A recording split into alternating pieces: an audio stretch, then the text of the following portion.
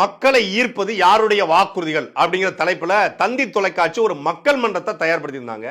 இந்த மக்கள் மன்றத்தில் நாம் தமிழர் கட்சியுடைய பிரதியாக நான் கலந்து கொண்டேன். அதே போல திமுகவின் சார்பாக வழக்கறிஞர் சரவணன் அவர்களும், அதிமுகவின் சார்பாக வழக்கறிஞர் பாபு முருகவேல் அவர்களும், பாமகவின் சார்பாக வழக்கறிஞர் அண்ணன் பாலு அவர்களும், அதே போல காங்கிரசின் சார்பாக அலீம் அல் புகாரி அவர்களும் கலந்து கொண்டாங்க.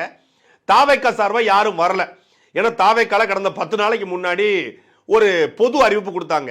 தாவேக்காவோட பொறுப்பாளர்கள் கட்சி தலைமைக்கு அனுமதி கேட்டு தான் இனி ஊடகத்தை சந்திக்கிறோம். அதாவது ஊடகத்துக்கு யாரும் போகாதீங்க, எந்த நிகழ்ச்சியோ பொது ஊடகங்களை கலந்து கொள்ள வேண்டாம் அப்படின்னு அறிவிச்சிட்டாங்க. ஒரு தேர்தல் அரசியல போட்டி போற ஒரு கட்சி ஊடகத்தை சந்திக்க கட்சியின் தலைவன் மறுக்கிறான். பத்திரிகையாளர் சந்திச்சா பதவி ஓடுறாப்புல. ஆனா கட்சியினுடைய தொண்டர்கள், பொறுப்பாளர்கள், கொள்கை பரப்பு செயலாளர்கள், பரப்புரை செயலாளர்கள், தேர்தல் மேலாண்மை பொறுப்பாளர்கள் அப்படின்னு ஒரு 250 பேர் அந்த கட்சியில் இருக்கிறான்.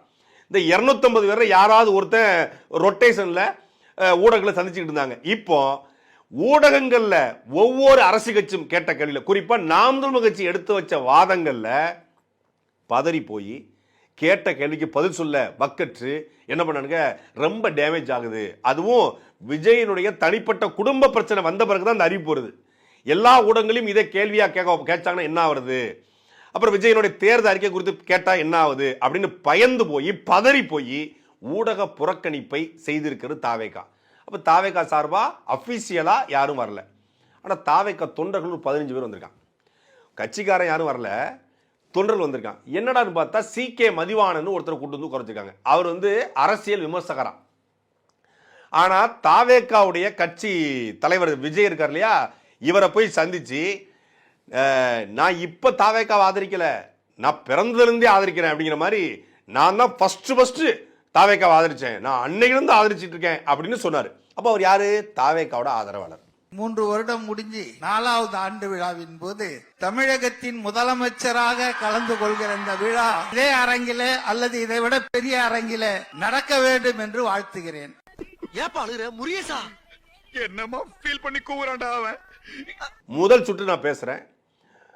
அலீம் அல் புகாரி முதல்ல அந்த மதிவானம் பேசுறாப்ல, அதுக்கப்புறம் அலீம் அல் புகாரி பேசுறாரு, அதுக்கு அடுத்தபடியா நான் பாலு பேசுறாரு, அதுக்கப்புறம் 4வதாக நான் பேசுறேன். நாம் எடுத்த உடனே திமுகவோட தேர்தல் வாக்குறுதி என்ன, அது என்னென்ன நிறைவேற்றிருக்காங்க, நாம் சொல்ல வாக்குறுதி என்ன, கல்வி, மருத்துவம், தூய குடிநீர், இந்த 3ம் தான் எங்களுடைய இலவசம், மற்ற எந்த இலவசத்தையும் நாங்கள் கொடுக்க மாட்டோம். பாலுக்கு அழாத குழந்தை, கல்விக்கு ஏகாத மாணவன், வேலைக்கு அதையாத இளைஞன், இதுதான் என் கனவு இந்தியன்னு பகத்சிங் சொன்னாரு. அதைத்தான் எங்க அண்ணன் சீமான் சொல்றாரு. அது போல ஒரு தமிழ்நாட்டை படைக்கணும். கல்வி, கல்வி கட்ட வேலை, வேலை கட்ட சம்பளம், சம்பளத்தை கொண்டு